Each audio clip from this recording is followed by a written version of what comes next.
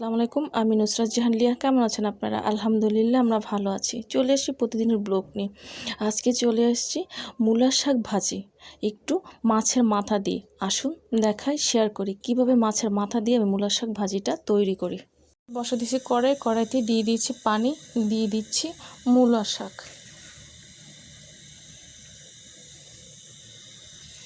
দিয়ে দিচ্ছি লবণ।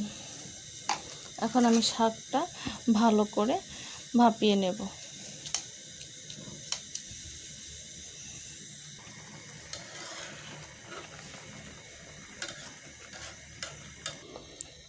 শাক একেবারে সিদ্ধ হয়ে গেছে। এখন আমি এটা নামিয়ে পানিটা ফেলে দিয়ে তারপর ফিরে আসব। চুলোর মধ্যে কড়াই বসিয়ে দিয়েছি, কড়াইতে দিয়ে দিচ্ছি তেল, দিয়ে দিচ্ছি পেঁয়াজ আর মরিচ।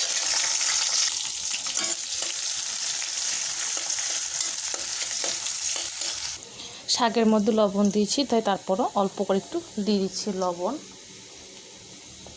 ধনিয়া গুঁড়ি, হলুদের গুঁড়ি,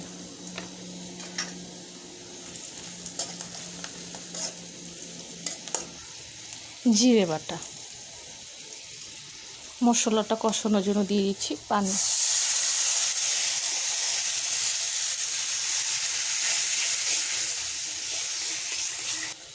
দিয়ে দিচ্ছি তেলাপিয়া মাছের মাথা।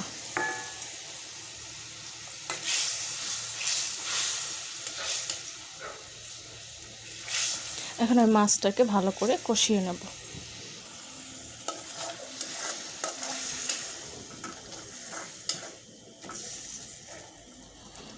মাছের মাথাটাকে একটু ভেঙে দেব। এই তো মাছের মাথাটা আমি সম্পূর্ণটা একেবারে ভেঙে নিয়েছি। এখন আমি এর মধ্যে দিয়ে দিচ্ছি আগে থেকে সিদ্ধ করে রাখা মূলা শাক। সিদ্ধ করে নেওয়া মূলা শাকটাও দিয়ে দিয়েছি।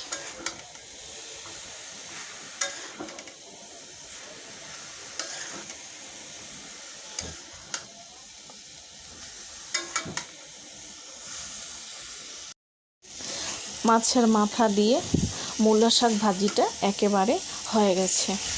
আর আমি এদিকে চুলোটা বন্ধ করে দিয়েছি। এখন আমি এটা নামিয়ে ফেলব।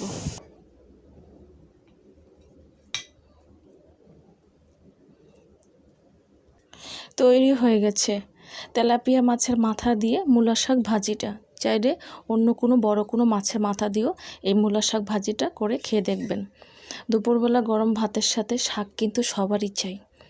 সবাই চাই কিনা যায় না, আমাদের বাসা কিন্তু প্রচুর শাক ভাজিটা হচ্ছে, কারণ আমরা প্রচুর শাক খাই।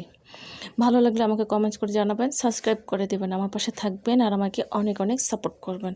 আজ এই পর্যন্তই। সব ভালো থাকেন, সুস্থ থাকেন, আবার আসবো। আল্লাহ হাফেজ।